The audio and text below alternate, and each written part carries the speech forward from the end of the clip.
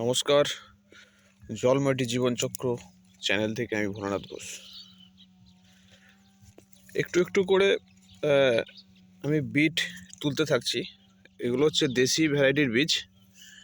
তো আমি আগেই দেখিয়েছিলাম,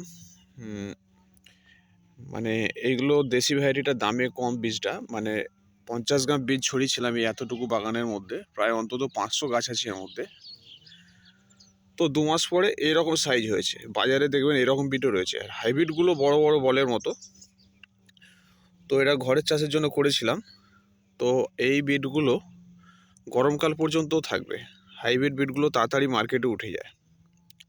দেখতে পাচ্ছেন মোটামুটি 2 মাস পরে এরকম সাইজ হয়েছে, তো খাওয়ার মতো। এবার হাইব্রিড বীজের দামটা যেটা ছিল এখানে, মানে 10 গ্রামের দাম 45 টাকা, কিন্তু তুলনায় দাম বেশি।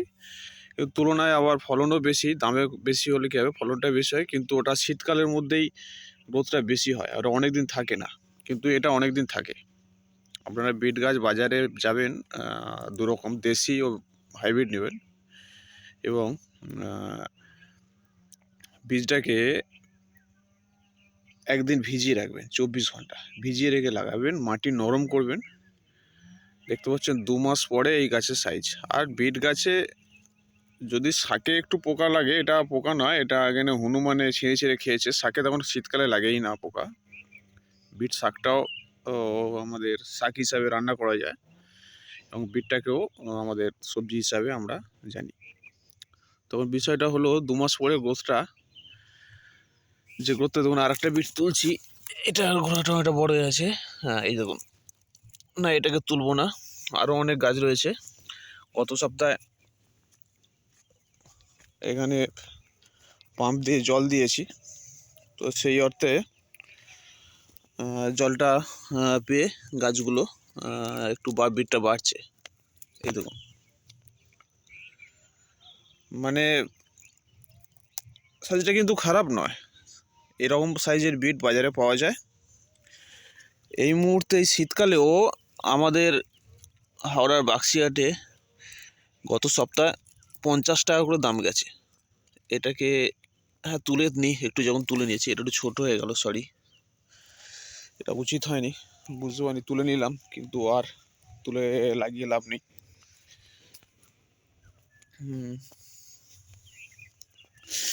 বাড়ির প্রয়োজনে তো একটু আধটু তুলতেই হবে।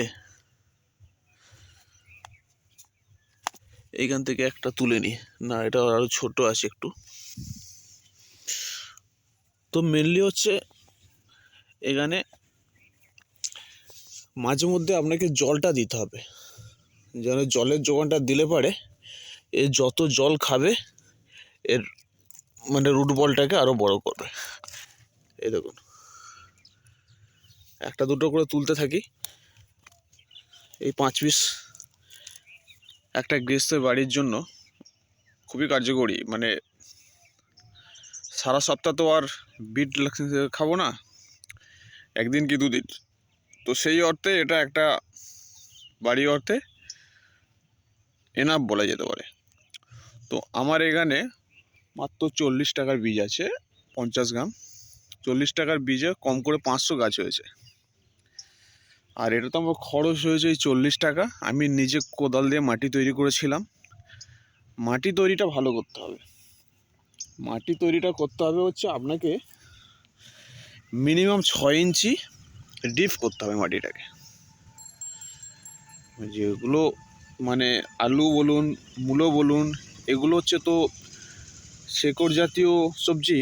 তো সেই কারণে এরা নিচে এদের গ্রোথটা হয়। সেই কারণে আপনাকে মাটিটাকে যেমন নরম করতে হবে, তেমনি এটা ডিপ করতে হবে। তাহলে গাছটা খুব সুন্দরভাবে বাড়বে, এবং গাছের ফলনটাও ভালো হবে। আর সার বলতে একবারই সার, সেটা হচ্ছে ডিএপি। প্রথমে এই আমার এই এতটুকু দেখতে পাচ্ছেন, এই এতটুকুর মধ্যে 250 গ্রাম ডিএপি দিয়েছিলাম। 250 গ্রাম ডিএপি ছড়িয়ে দিয়ে একদিন পর বীজটা লাগিয়েছিলাম। 24 ঘন্টা বীজটাকে ভেজালে পরে তো আপনার সব কটা বীজ জার্মিনেট হয়ে যাবে এবং এই সবজিটাকে আপনি দীর্ঘদিন ফেলে রাখতে পারবেন। প্রচণ্ড গরমে হয়তো গাছটা পাতাটা ছোট হয়ে আসবে, কিন্তু বীজ যে বলটা আছে ওটা নষ্ট হবে না। এইটুকুই বলবো। এর মধ্যে এমন কোনো রসায়ন নেই যে অনেক কিছু ক্লাস করতে হবে এটার জন্য। বিট চাষটা একটি সহজ চাষ এবং এই গাছ মানে সহজে মরে যায় না, মানে অনেকটা কষ্ট সহিষ্ণু বলা যেতে পারে। তবে জল পেলে এর রুট বলটা ধীরে ধীরে বাড়তে থাকে। দেখুন, হাইব্রিড প্রজাতির জিনিস তো এখন বাজার ছেয়ে গেছে। হাইব্রিড সবজি আমাদের প্রয়োজনও রয়েছে, কারণ ওগুলো অধিক উৎপাদন হয়। তো সেই কারণে আমাদের ভারতবর্ষের জনসংখ্যার ভিত্তিতে হাইব্রিড সবজির প্রয়োজন অনিবার্য। কিন্তু দেশি ভ্যারাইটি যে বীজগুলো রয়েছে সেগুলো প্রয়োজন রয়েছে। তো আমাদের পড়ে থাকা প্রতিটি জমিতে সেগুলো তো করা যেতেই পারে। অনেক অনেক ধন্যবাদ। যদি ভিডিওটি ভালো লাগে অবশ্যই সাবস্ক্রাইব করবেন, লাইক করবেন ও পাশে থাকবেন। কোনো জিজ্ঞাসা থাকলে করবেন। আমি কৃষি সংক্রান্ত ও ভ্রমণ সংক্রান্ত ভিডিও দিয়ে থাকি। অনেক অনেক ধন্যবাদ, অনেক অনেক ধন্যবাদ।